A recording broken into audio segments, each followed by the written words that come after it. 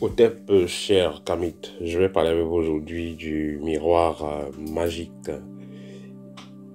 Ça vous est déjà arrivé, vous avez besoin d'une voyance par rapport à un problème qui vous tracasse et vous allez chez un voyant, chez un ganga ou chez un bombok qui va vous sortir un miroir magique et qui va vous dire, qui va vous révéler des choses.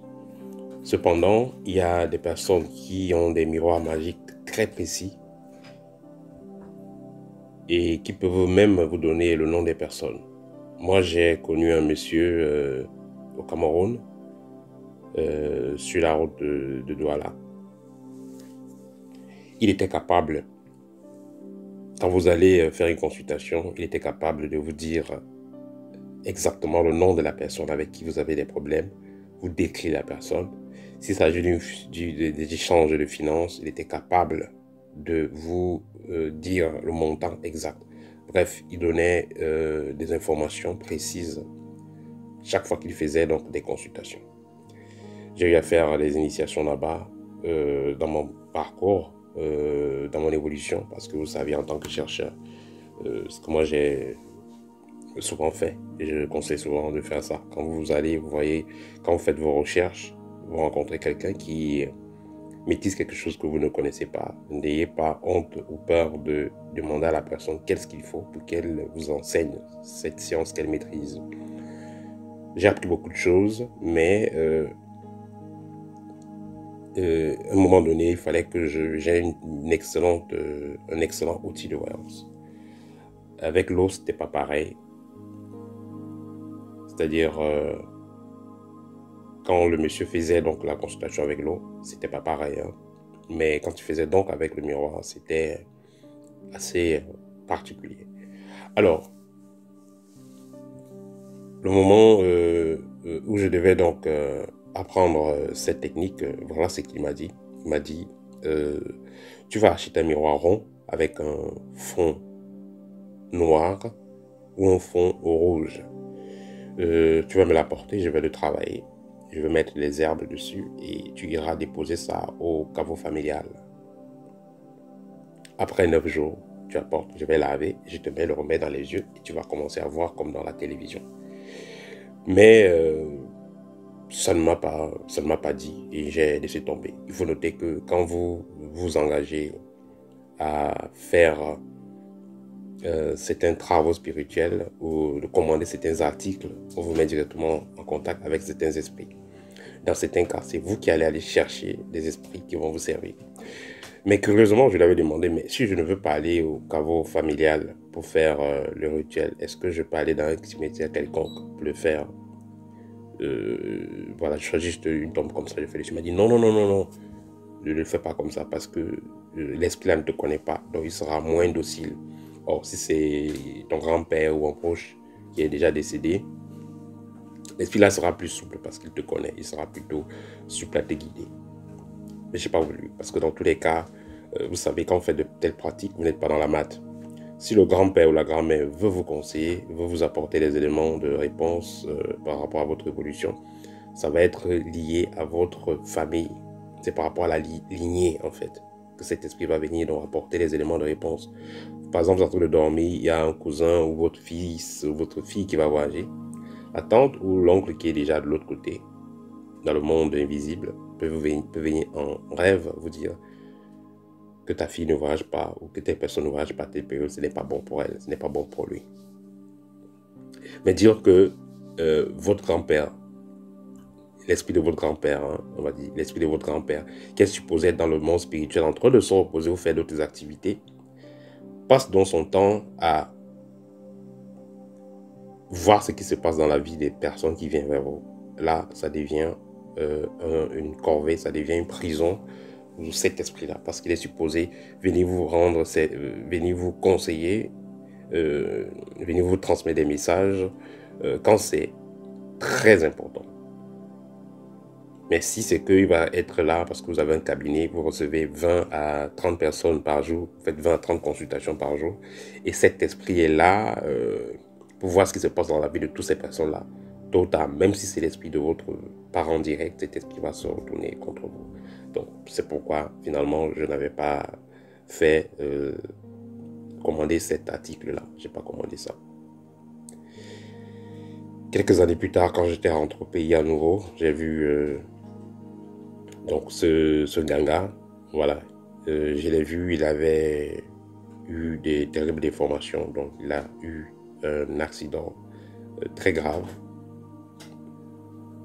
Et quand j'ai échangé avec lui, j'ai compris exactement ce qui s'est passé. C'est que justement, avec cette pratique, il s'est mis en déphasage avec les lois naturelles et voilà, il a été frappé. Donc on peut dire aussi que les lois spirituelles, hein, personne n'en échappe, peu importe le niveau que vous avez. Il faut toujours faire l'effort de rester le mieux dans la maths.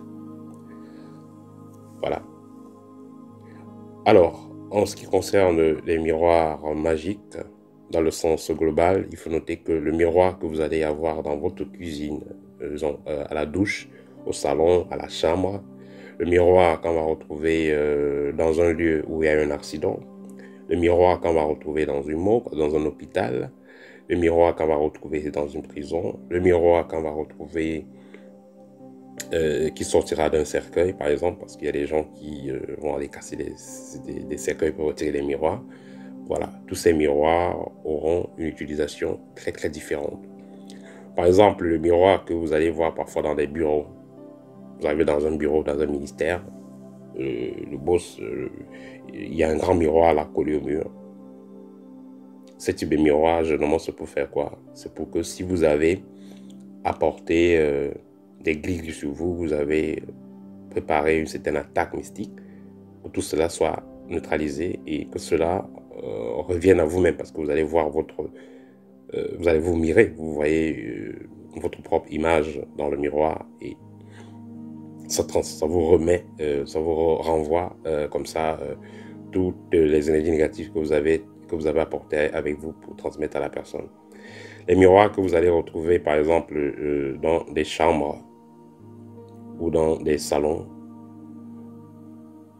auront une connotation assez particulière. Les miroirs que vous retrouvez par exemple dans des salons, si c'est la maison d'un initié, ça peut être un miroir de protection aussi et d'observation.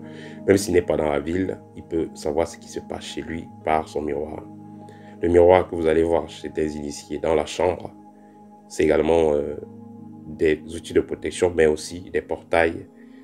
Un initié qui est dans une loge X ou Y peut utiliser donc son miroir qui est dans la chambre comme portail de connexion avec son ordre, avec l'égrégore de son ordre, avec les esprits de son ordre, les esprits de sa loge. Il peut s'utiliser dans ce miroir-là comme un portail. Les miroirs qui viennent donc des lieux accidentés ou des cercueils, des cimetières et tout ça, c'est les miroirs qui abritent des esprits. Et ces miroirs sont très prisés par des sorciers ou des gens qui font dans, on va dire, un marché d'outils de magie sombre et de magie synthétique. Et voilà, et ces miroirs-là vont être programmés pour faire de la voyance dans certains cas. Il existe des maisons mystiques, que ce soit en Inde, un peu partout, qui, parce qu'à un moment c'était trop populaire, mais maintenant c'est un peu réduit, mais ça existe toujours. Il existe des maisons mystiques qui vendent des miroirs magiques. Vous voulez ouvrir un cabinet de voyance, commencer à faire la voyance après 2-3 jours, ou dans la même semaine ou le même mois. Vous avez découvert l'environnement. Vous contactez donc cette maison mystique, on vous demande votre nom et tout, et on vous envoie un miroir.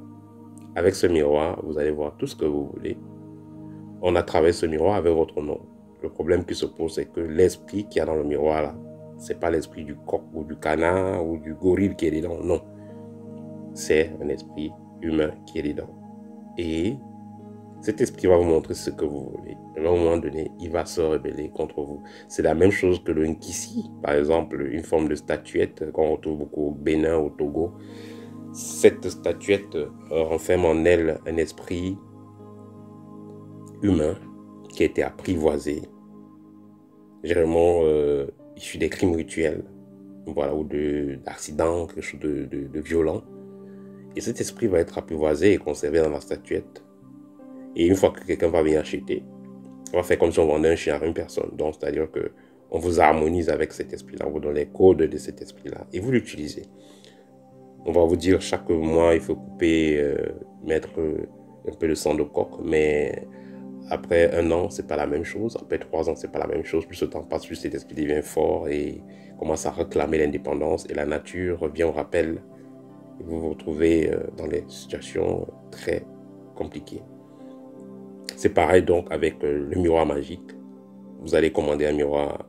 Si vous commandez un miroir magique dans une maison mystique, vous aurez le miroir, vous verrez des choses, ça sera bien beau, mais avec le temps, cet esprit va se rebeller contre vous et va vous frapper très dur. Dans la nature va revenir au rappel. C'est pourquoi vous devez laisser ceux qui ont, on va dire, des morts. Vous devez laisser ceux qui ont quitté le monde de la matière vers le monde spirituel. Vous devez les laisser dans le monde spirituel où ils sont. Vous êtes dans la matière, restez dans la matière. C'est pourquoi il est important de travailler sur ses propres chakras, travailler sur soi, afin que s'il y a des messages de l'au-delà, du monde spirituel à capter, vous puissiez les capter naturellement parce que votre corps est préparé à ça, vous êtes entraîné à cela. Tandis que si vous voulez donc la facilité, commander des outils magiques qui vont vous montrer les choses là, vous verrez toutes les choses là, c'est bien beau, mais le prix à payer sera là. C'est pourquoi si vous observez bien, vous allez constater que tous les gens qui ont fait usage de la magie de façon abusive finissent toujours très mal. Parce que nous sommes dans tous les cas dans le monde de la matière. Il est important de faire ce qui revient au monde de la matière. Quand vous serez dans le monde spirituel, vous ferez ce qu'il y a à faire dans le monde spirituel. Pour le moment, vous êtes dans la matière. C'est ce que vous devez faire en ce qui concerne le monde de la matière. N'essayez pas de faire des choses de façon anormale. N'essayez pas de violer les lois de la nature. Voilà, et pour finir, n'hésitez pas si vous avez besoin d'une consultation, nous sommes là à votre écoute. Vous avez besoin d'une formation, que ce soit en ce qui concerne la libération spirituelle, que ce soit en ce qui concerne le développement des capacités extrasensorielles, ouverture du troisième œil. Voilà, donc on vous aide à développer vos capacités. Que ce soit aussi pour ceux qui sont déjà des travailleurs de lumière ou même qui ont on va dire, ateliers de travail ou bureaux de travail, ceux qui sont professionnels au domaine. Nous avons également une formation pour vous. Voilà, n'hésitez pas de nous contacter. C'était tout pour aujourd'hui. Partagez la vidéo au TEP.